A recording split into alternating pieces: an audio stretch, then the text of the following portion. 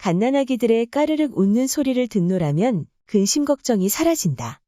낙엽 굴러가는 모습에도 그리 즐거워하는 것을 보면 행복은 가까운 곳에 있다는 말이 사실인 모양이다. 이 같은 순수함 덕분에 아이들의 얼굴은 천진난만하기 그지없다. 온 세상을 따사롭게 비추는 햇살처럼 눈부시다. 그래서 옆에 있는 것만으로도 기분이 좋아진다.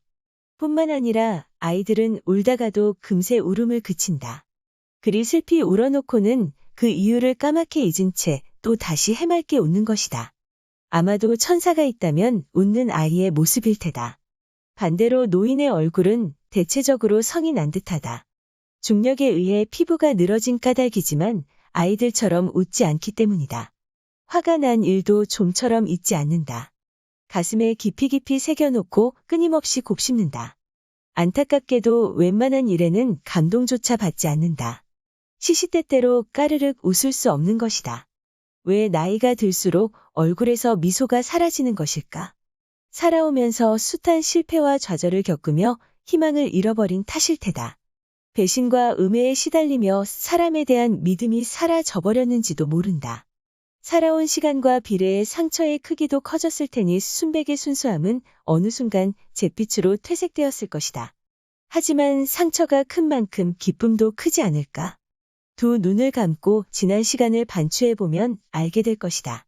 스디슨 기억보다 즐거웠던 일, 행복했던 일, 가슴 따뜻해졌던 일이 훨씬 많았음을, 다만 행복에 익숙해지면서 감사하는 마음이 옅어진 것뿐이다.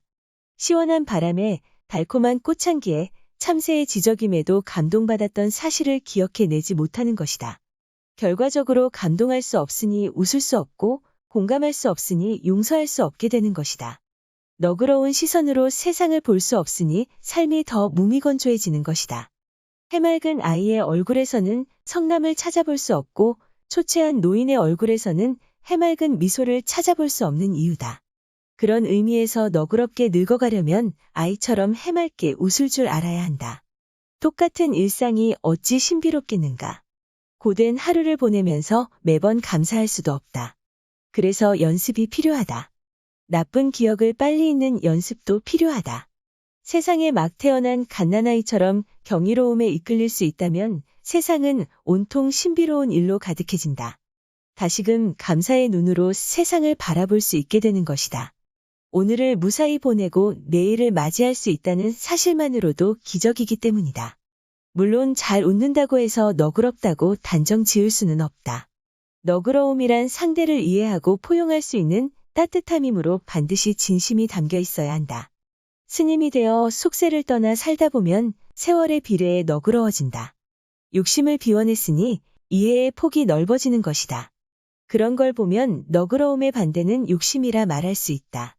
더 가지고 싶은 욕심, 빨리 성공하고 싶은 욕심이 크면 클수록 이에 반하는 결과 앞에 분노하게 된다. 그러니 이제부터는 욕심을 비워내고 그 안에 너그러움을 담아보자. 그리한다면 나이와 상관없이 아기처럼 순수한 마음을 가질 수 있을 것이다. 그 안에서 주어진 하루하루가 신비로운 기적임을 깨달을 수 있게 될 것이다.